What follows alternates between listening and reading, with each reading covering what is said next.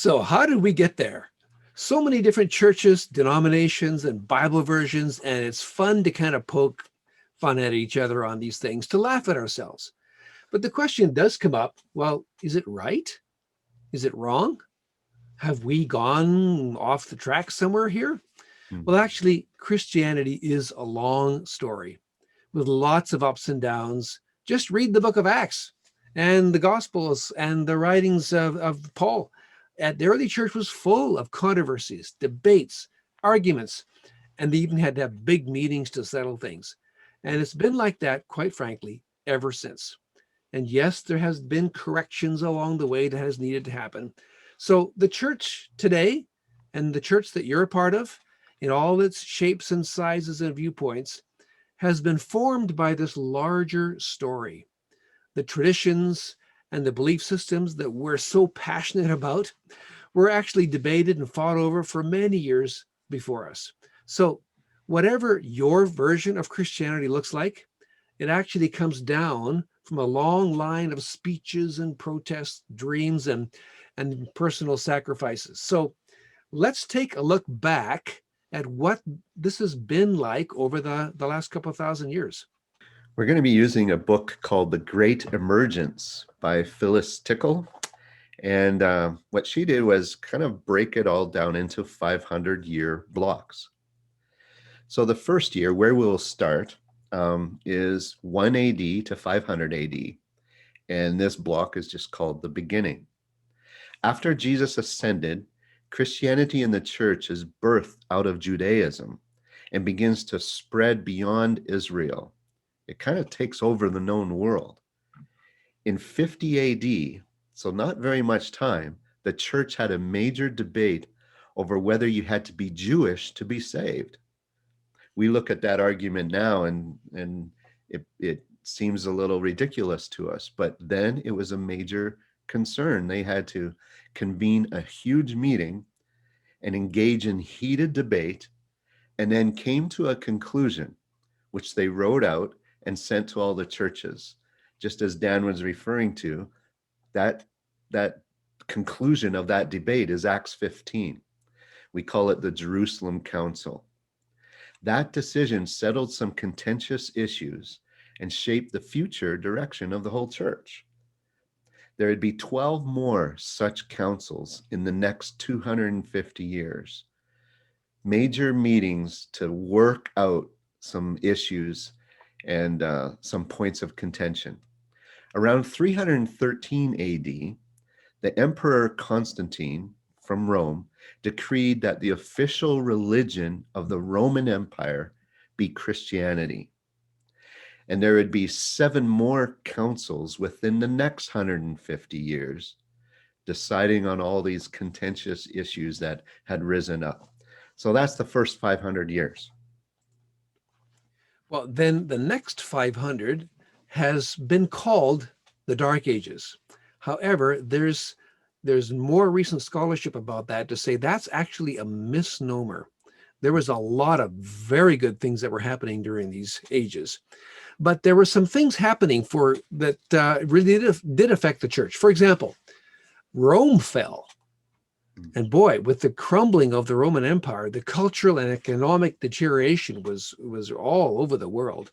And it really did shake a lot of things.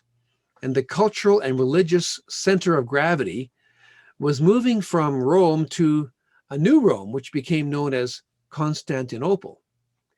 There was confusion, there was division and chaos within the church, and yet Christianity at the ground level continued to spread as people continued searching for the light.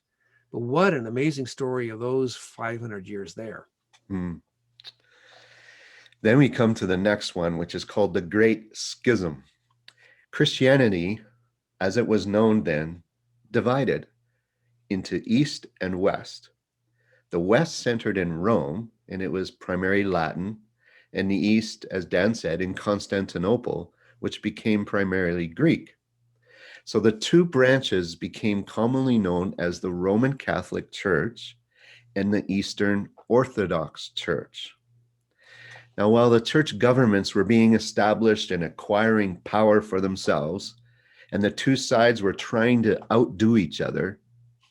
Meanwhile, simple Christianity continued to spread among all the common people. Fascinating. The schism remains something of which ordinary Christians in East and West were largely unaware. Isn't that true? What's going on at the top levels is often not aware Right. at on the ground level.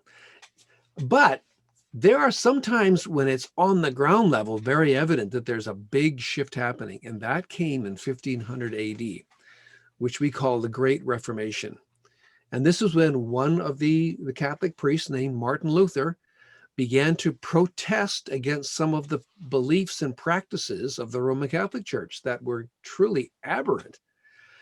And although his purpose was to try and reform the Catholic Church, his protests gained such momentum amongst the commoners around the world that it stirred up opposition to the official structures of the Roman Catholic Church. And that momentum continued and was amped up with the printing of the first English Bible. And for the first time in centuries, the Bible was now available to everybody, not just the priests. The average Christian could actually pick up a copy of the Bible and read it for themselves. Wow, what a change that made in faith. Right. So in this area and many subsequent times, there were other little reformations that took place, which actually in the end spurred many of our current denominations today. So that's brought us right up to our time, which we would call the Great Reformation era of the last 1500 to 2000 AD. And now we go on from here.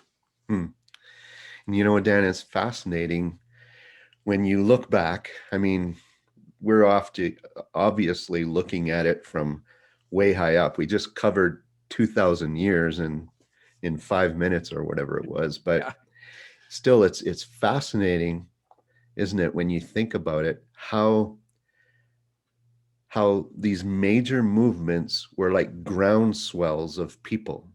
And you talked about Martin Luther, who he testified that he didn't set out to change the Catholic Church, but it was all the people from behind him that came out and stood their ground, Yes. and made a difference in what was to be the outcomes of all this. Yep. Many believe today that there's another swelling, another shift happening, that perhaps we're entering another 500-year era. Questions are arising. What is the next era for the church and us as Christians? What will come out of these years we are now living in? Something new, or will it actually go back to something ancient? What will the great debates be? And Dan, we're seeing a few of them right now, aren't we? We sure are. Wow. What will shape this era? So what's your opinion? Give it some thought. We'll pick this up in the next video, but you may want to just pause and think about this.